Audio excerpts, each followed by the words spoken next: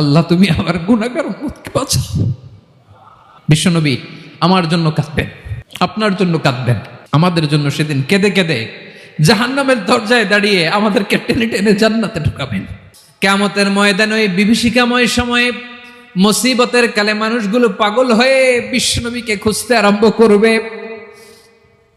সবাই মিলে বিশ্বনবীর কাছে যেয়ে বলবে, ইয়া রাহমাতাল লিল আলামিন, ইয়া খাতামান নবীন, রাহমাতাল লিল আলামিন। দেখেন আমাদের কি অবস্থা, কি কঠিন বিপদে আমরা আছি, দাঁড়াতে পারি না, সূর্যের আলোতে ঘেমে হয়রান। আজকে কেউ সুপারিশ করতে পারবে না। সব নবীরা অপারগতা স্বীকার করেছে, তারা বলেছে আপনি ছাড়া কেউ নাকি আল্লাহর সামনে দাঁড়াতে পারবেন না, আপনি একটু সুপারিশ করেন। বিশ্বনবী বলবেন, আসো আসো, আজকের দিনে আমি ছাড়া আল্লাহর সামনে কেউ দাঁড়াতে পারবে না। বিশ্বনবী মাকামে মাহমুদে যে আল্লাহু আকবার বলে সিজদায় লুটিয়ে পড়বেন।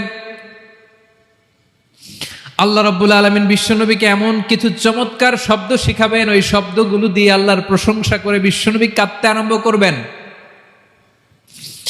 বিশ্বনবী এমন ভাবে অজর দ্বারায় সিজদায় লুটিয়ে পড়ে কাঁদবেন, রব্বুল আলামিনের রহমতের দরিয়ায় জোশ লেগে যাবে।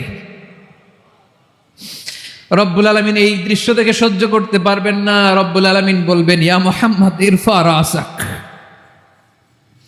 ও নবী আপনি মাথা তোলেন।